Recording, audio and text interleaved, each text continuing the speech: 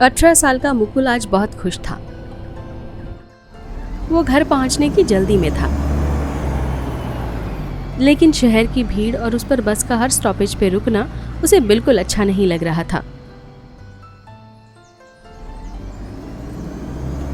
चलो, फाइनली अपना स्टॉपेज आ ही गया।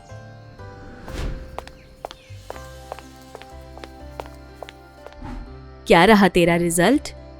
माँ, फर्स्ट क्लास है। अब मुझे नौकरी मिल जाएगी। अगर तेरे पापा बेवक्त हमें छोड़कर नहीं जाते तो तुझ पर ऐसे जिम्मेदारियों का पहाड़ नहीं टूटता। अब 12वीं के आधार पर तुझे अच्छी नौकरी मिल जाएगी क्या? माँ, तू ये सब चिंता मुझ पर छोड़ दे और चैन से अपनी जिंदगी जी। मुझे पढ़ाने के चक्कर में तूने अब तक रोज बहुत मेहनत की है।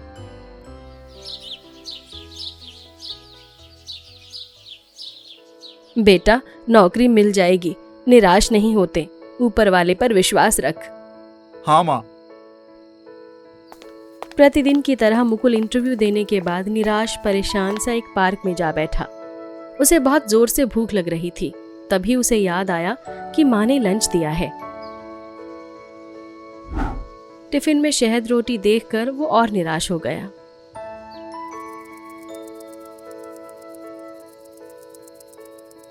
शायद ये फूल पौधों की वजह से ही यहाँ उड़ रही हैं।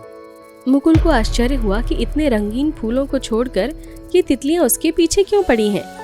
तभी उसे ऐसा लगा कि वो सब भी भूखी हैं और खाना चाहती हैं। उसने एक रोटी पर अच्छे से शहद चपड़कर उनके सामने रख दिया। वो तितलियां जल्दी से उस रोटी पर आकर बैठ गई और बड़े चाव से खाने लगी। मुकुल ने टिफिन के ढक्कन में पानी डालकर वहीं रख दिया। रोटी शहद खा लेने के बाद उन तितलियों ने पानी पी लिया। आप लोग कौन हैं? और तितली से? बताते हैं भाई। सबसे पहले तो तुम्हें लाख लाख धन्यवाद। तुमने हमें जादूगर के जादू से मुक्ति दिलाई। मुक्ति दिलाई? मैं कुछ समझा नहीं। एक बार वो चारों अप्सराएं स्वर्ग से धरती पर भ्रमण करने आई। धरती उन्हें बहुत सुंदर लगी। यहाँ की भीड़ भाड़, रोड पर ट्रैफिक में धीरे धीरे सरकती गाड़ियाँ, यूनिफॉर्म में स्कूल जाते बच्चे और ऑफिस जाते हुए लोग, ये सब उनके लिए बिल्कुल नया और मोहित करने वाला था। धरती की सुंदरता और चहल पहल देखने में वो सब इतनी व्यस्त रही कि उन्हें वक्त ही नहीं पता चला और शाम हो गई। जगमगाती रोशनी में घूमते घूमते वो एक मेले में पहुंची, जहां उन्होंने देखा कि एक जादूगर कुछ बच्चों को कौवे बतख बनाकर पिंजरे में बंद कर रहा था। ये तुम क्या कर रहे हो? कौन हो तुम लोग और यहाँ क्यों आई हो? शो शुरू होने में अभी वक्त है, जाओ यहाँ से। तुमने इन मासूम बच्चों को कौवा और बतख क्यों बना दिया और पिंजरे में क्यों डाल रखा है?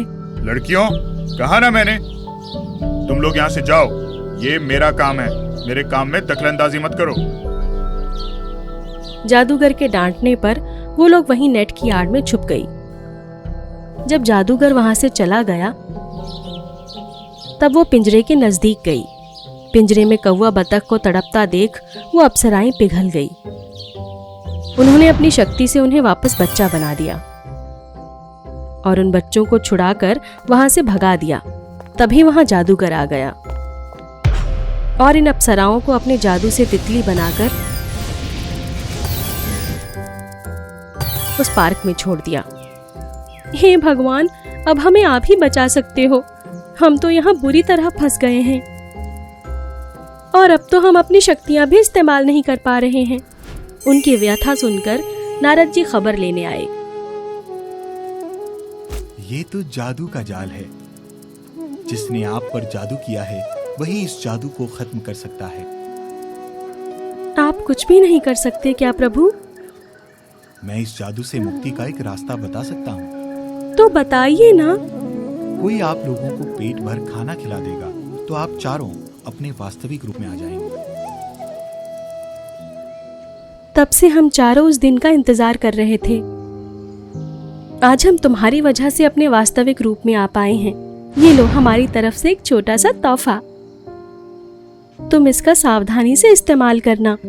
तुम इससे जो कहोगे वही सिल कर देगी ये मशीन, और इसे नीले रुमाल से ढक देना, और जब इसे नीले रुमाल से ढक दोगे तो ये मशीन बंद हो जाएगी। मशीन पाकर मुकुल की खुशी का ठिकाना ना रहा। घर आकर उसने अपनी माँ को सारी बात बताई और काम शुरू कर दिया। अब तो वो उस मशीन से कालीन, सूटिंग, शर्टिंग, चादर, बेडशीट सब बनाने लगा। उन्हें बेचकर मुकुल ने बहुत पैसे कमाए। मदद के लिए उसने कई लोगों को काम पर रख लिया। उन लोगों में से एक था प्रतीक। बिना फैक्ट्री के मुकुल इतना सामान बनाता कैसे है? पूछने पर तो ये नहीं बताएगा। अब मुझे खुद ही पता करना पड़ेगा। एक दिन उसने छुपकर मुकुल को मशीन चलाते हुए देखा। मुकुल ने जो कुछ बोला वो सब मशीन ने बना दिया। अगली सुबह प्रतीक मुकुल की मशीन चुराकर भाग गया और अपने घर पहुंचकर मशीन को ऑर्डर देने लगा। मशीन उत्पाद करने लगी, पर उसे नीले रुमाल का राज तो पता ही नहीं था। उसका पूरा घर भर गया। जब घर में सांस लेने की जगह नहीं बची, तब वो दौड़ते हुए जाकर मुकुल से मिला। उसे सारी बात बताते हुए माफी मांगी। मुकुल एक अच्छा इंसान था। उसने प्रतीक को माफ कर दिया और मशीन को बंद करके वापस अपने घर ले आया। और इस तरह से मुकुल को अपनी मेहनत, लगन और अच्छाई का फल मिल गया।